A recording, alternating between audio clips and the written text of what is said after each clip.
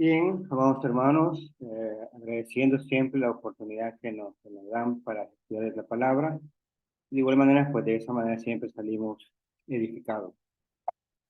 El tema, ¿verdad?, en el cual nos llega es en capítulo 4, del versículo 14 hasta el versículo 16, donde se nos da la exhortación de acercarnos confiadamente al trono de la gracia. Y como se menciona, ¿verdad?, como el propósito que perseguía el autor de esta carta, como también la exhortación o el propósito para nosotros, es una exhortación a que nosotros nos acerquemos al trono de la gracia ah, confiadamente.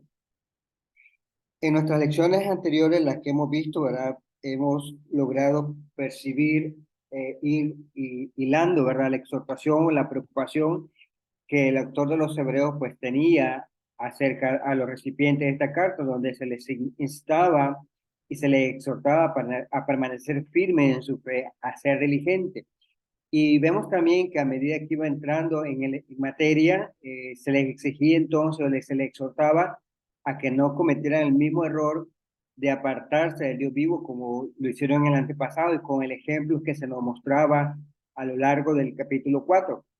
Y vemos entonces que la forma en la cual ha sido o ha ido exhortándonos en primera instancia, ¿verdad?, nos ha ilustrado la superioridad de Jesús con los ejemplos, ¿verdad?, de los profetas, con el ejemplo de los ángeles, con los ejemplos de Moisés, y ahora, ¿verdad?, pues nos exhorta a una fidelidad a la luz de estas comparaciones, ¿verdad? Aquí es que no teniendo en mente, ¿verdad?, que los cristianos quienes estaban enviando esta carta, pues estaban pensando en volver al sistema antiguo, ¿verdad?, al Antiguo Testamento. Por ende, entonces, el escritor de los Hebreos hace la comparación de lo que están dejando hacia lo que van a ir, pues iban a ir, ¿verdad?, hacia los profetas, hacia los ángeles, hacia Moisés, donde Jesús, el cual estaban ahora, pues era superior tanto a los profetas, ángeles y Moisés.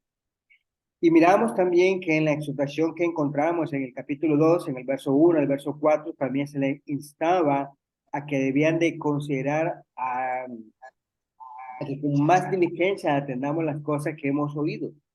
Y es lo que se menciona también en el capítulo 3, en el versículo 2, del versículo 12 al 14, ¿verdad?, donde se exhorta a que debemos de exhortarnos unos a otros cada día. Para decirlo de otra manera, entonces el escritor de los Hebreos instaba a que nosotros permanezcamos fieles a ser diligentes. Y esto se logra en primera instancia, bueno, cuando nosotros estudiamos de la palabra de Dios, cuando nos exhortamos diariamente. Y otras cosas que son necesarias como las que se nos muestra en el capítulo 4, del versículo 14 hasta el versículo 16, donde dice, por tanto, teniendo un gran sumo sacerdote que traspasó los cielos, Jesús, el Hijo de Dios, retengamos nuestra profesión, porque no tenemos un sumo sacerdote que no pueda compadecerse de nuestras debilidades, sino uno que fue tentado según nuestra semejanza, pero sin pecado. Verso 16 dice, acerquémonos pues confiadamente al trono de la gracia para alcanzar misericordia y hallar gracia para el oportuno socorro. Entonces vemos que el pensamiento central de todo este versículo es acercarnos confiadamente al trono de la gracia, ir de manera audaz al trono de la gracia. Pero preguntémonos entonces, ¿qué significa eso? ¿Y por qué deberíamos ser diligentes para hacer esto? Y es lo que en estas lecciones, o en esta lección en particular, pues nos indica, ¿verdad?, lo que significa acercarnos acercarnos confiadamente al trono de la gracia. Cuando nosotros consideramos el trono de la gracia, en las escrituras uno menciona, ¿verdad?, que es una expresión, simplemente otra forma de decir el trono de Dios. Cuando lo revisamos a la luz de otros pasajes bíblicos, el trono de Dios se hace referencia o equivalencia a un trono de justicia, misericordia y verdad, como el texto que nosotros consideramos en el capítulo de Salmos, capítulo 89, el versículo 14, en el cual dice, justicia y juicio son el cimiento de tu trono.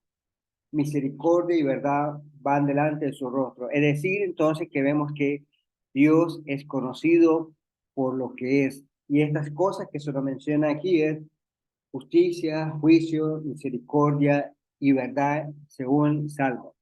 Luego, ¿verdad? Cuando leíamos el capítulo 4 de Hebreo, el versículo 16, la exhortación estaba indicada, dice, a acercarnos, acerquémonos pues confiadamente al trono de la gracia con el propósito que se menciona en el escritor de los Hebreos, a alcanzar misericordia y hallar gracia para el oportuno socorro. Entonces vemos que se enfatiza que el trono de Dios es un trono de misericordia, es decir, donde la bondad, la misericordia y la benevolencia se pueden encontrar. Y también encontramos ahí en la expresión de acercarnos, lleva la idea, ¿verdad?, de la expresión de venir y de permitir. Y si nosotros lo vemos a lo largo de las escrituras, esta expresión es una expresión sacerdotal usada entonces en el Antiguo Testamento con el énfasis de que los sacerdotes debían acercarse al trono de Dios. Por ejemplo, cuando nosotros consideramos el Levítico capítulo 21, el versículo 17, el versículo 21, donde ahí se estaba instando a Aarón y a sus generaciones, donde en primera instancia, ¿verdad?, se enfatiza las cualidades que debía de hacer.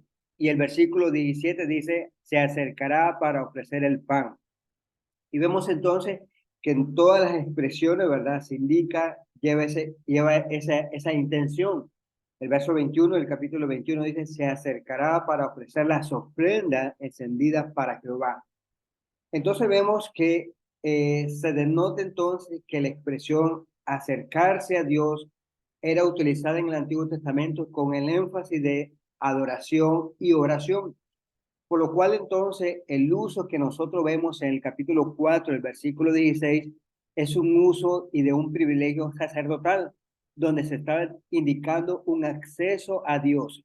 Y vemos entonces que este acceso a Dios en el versículo 16 del capítulo 4 se está extendiendo hacia todos los cristianos. Como miramos en Levítico, ¿verdad? Que solamente ciertas personas tenían este privilegio. Y no solamente la tribu de Leví, sino aquellas personas que no tuviesen defecto. Estas personas, odiando, ¿verdad?, las cualidades o los defectos, podían acercarse a Dios a ofrecer la adoración como tal. Pero si nosotros vemos ahora en Cristo, dice, todos podemos acercarnos a Dios. Y es por eso que la exhortación del versículo 16 de acercarnos confiadamente al trono de la gracia. ¿Con qué énfasis? Con el énfasis de ofrecer adoración y oración. Por lo cual, ¿verdad? Cuando nosotros decimos confiadamente, esta expresión, ¿verdad?, significa con confianza. Significa, ¿verdad?, una expresión de completa, llena. Así como se usa aquí en hebreo, ¿verdad?, representa entonces una libertad para acercarnos a Dios, es decir, sin vacilación o inhibición. Por lo cual, ¿verdad?, este acercamiento que nosotros vemos fue hecho posible por la gracia de Jesucristo, por el sacrificio o la sangre de Jesús en el sacrificio que se ofreció hacia él, como lo vemos en Hebreos capítulo 10, el verso 19 al 22, en el cual dice, así que, hermanos, teniendo libertad para entrar al lugar santísimo por la sangre de Jesucristo, por el camino nuevo y vivo que Él nos abrió a través del velo, esto es de su carne, y teniendo un gran sumo sacerdote sobre la casa de Dios, acerquémonos con corazón sincero, en plena certidumbre de fe, purificados los corazones de mala conciencia y lavados los cuerpos con agua pura. Aquí se ve la analogía, ¿verdad?, que hacía el sumo sacerdote, que podía entrar al lugar santísimo, y el momento que entraba, ¿verdad?, pues era con sangre ajena, con sangre, ¿verdad?, de machos cabríos. Y vemos entonces que ahora en el versículo dice, podemos ahora entrar o tenemos libertad a entrar al lugar santísimo por la sangre de Jesucristo. Jesús entonces entró al lugar santísimo y ese camino que Él nos dejó fue hecho posible para que nosotros hoy en día pudiésemos entonces tener ese privilegio de acercarnos confiadamente, como dice ver el versículo 22, dice, acercarnos a Él con corazón puro. Entonces vemos que estos pasajes nos presentan, ¿verdad?, el maravilloso privilegio que los cristianos tenemos ahora que es a través de la oración, por la cual entonces dicen, nos acercamos al trono de gracia, nos acercamos a Dios y en la cualidad que nosotros miramos en estos versículos dice que es un Dios misericordioso. Por lo cual, ¿verdad? La exhortación es a acercarnos con plena confianza, por la razón es que Él nos escucha en nuestras oraciones. Y vemos en el segundo punto, ¿verdad? La pregunta, ¿por qué deberíamos de acercarnos al trono de la gracia? Y vemos entonces que así como nosotros miramos en el capítulo 4 en el versículo 1 donde se miraba la imperiosa necesidad de entrar en un reposo, no al reposo, ¿verdad?, que prometía Moisés, sino un reposo que todavía estaba vigente, un reposo, ¿verdad?, que todavía quedaba. Y donde también, ¿verdad?, en este mismo capítulo se nos daba la promesa de descansar. Esto es, ¿verdad?, para el pueblo de Dios, pero necesitamos temer, necesitamos hacer algo, necesitamos entonces, ¿verdad? Como dice el capítulo 4 verso 1, temamos pues, no sea que permaneciendo aún la promesa de entrar a su reposo, algunos de vosotros perezcan no haberlo alcanzado, por lo cual, ¿verdad?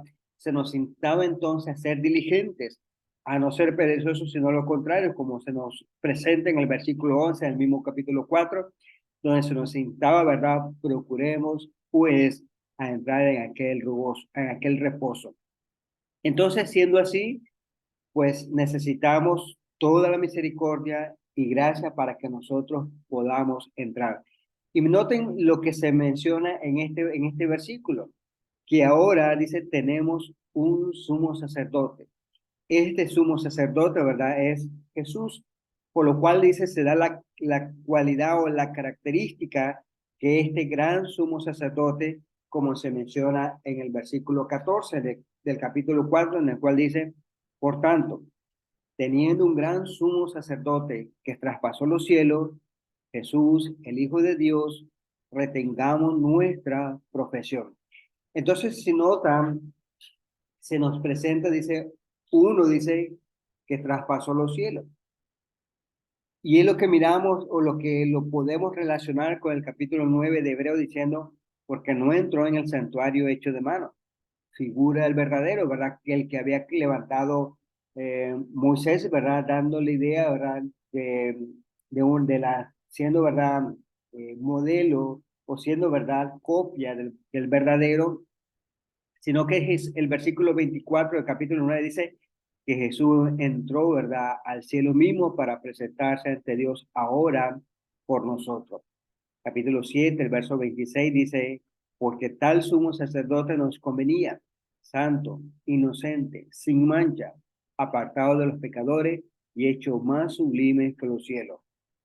Verso 27, no tiene necesidad cada día como aquellos sumos sacerdotes de ofrecer primero sacrificios por sus propios pecados y luego por los del pueblo, porque esto lo hizo una vez para siempre ofreciéndose a sí mismo.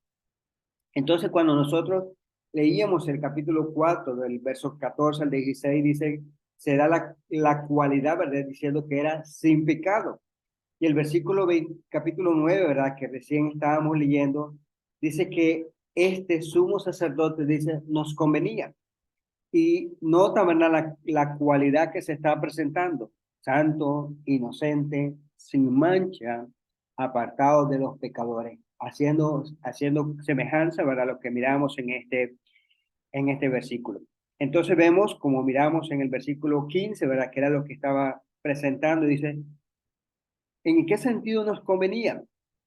Porque no tenemos un sumo sacerdote que no pueda compadecerse de nuestras debilidades, sino uno que fue tentado según nuestra semejanza, pero sin pecado. Esto significa, hermano, que el hecho, ¿verdad?, de que nos conviene implica, ¿verdad?, que sabe exactamente, ¿verdad?, cuando nosotros tenemos necesidad. Que cuando nosotros le pedimos, ¿verdad?, en la comparación, ¿verdad?, de que tenemos hambre o nos sentimos agobiados o nos sentimos traicionados. Jesús lo sabe, ¿verdad? Porque eso lo vivió. Por eso, ¿verdad? En la escritura de los hebreos nos menciona, ¿verdad? Que nos convenía en ese sentido, porque dice el versículo 15, capítulo 4, fue tentado según nuestra semejanza. Sabe exactamente, ¿verdad? Cuando nosotros estamos sufriendo, sabe exactamente, ¿verdad? Todas aquellas dolencias, ¿verdad? Que nosotros podemos atravesarlas, porque la Escritura de los Hebreos manifiesta que él mismo dice, lo sufrió en nuestra semejanza. Y la más importante, ¿verdad? Que se nos menciona es, pero dice, sin pecado.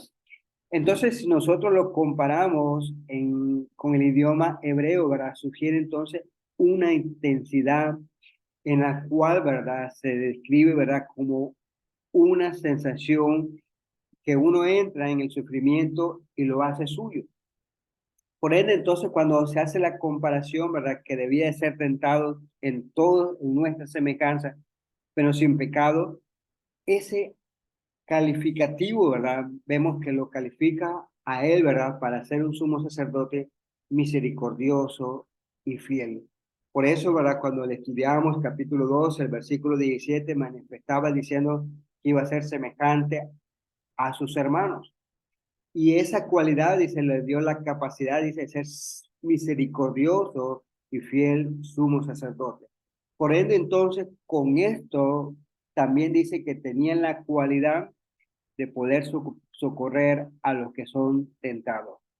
Entonces, si nosotros tenemos en mente en este sumo sacerdote que es fiel, que es misericordioso y que de igual manera está intercediendo por nosotros, pues debemos de preguntarnos, ¿no deberíamos tomar esta ventaja mientras podamos?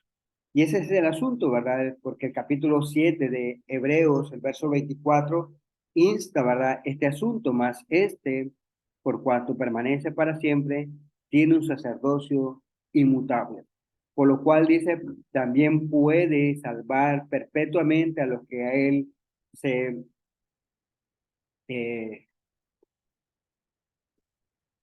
a los que a él se acercan, viviendo, dice, siempre para interceder por ellos. Entonces vemos que especialmente que Él es capaz de salvar al máximo a aquellos que vienen a Dios por medio de Él, dado que Él siempre vive entonces para interceder por ellos. Entonces,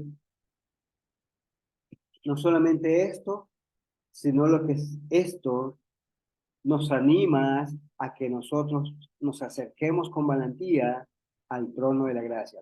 Y esto es, amados hermanos, que a causa de la misericordia y de la gracia, que espera, ¿verdad?, de que los cristianos continúen necesitando de dos cosas a lo largo de su vida, como es la misericordia, es decir, el perdón por nuestros pecados, dos, ¿verdad? Porque a veces pecamos y necesitamos, ¿verdad?, de llegar a Dios.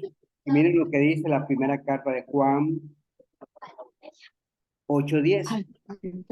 Si decimos que no tenemos pecado, nos engañamos a nosotros mismos y la verdad no está en nosotros.